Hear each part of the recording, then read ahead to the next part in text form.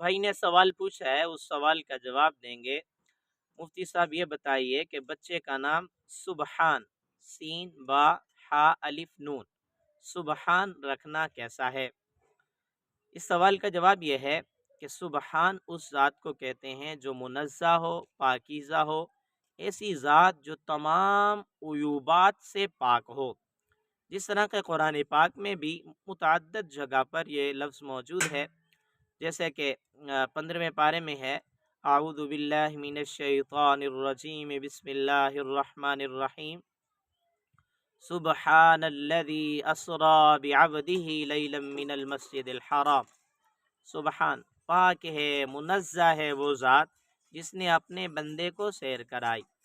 اسی طرح سفر کی دعا میں بھی یہ لفظ موجود ہے، سبحان الذی سخر لنا ھذا۔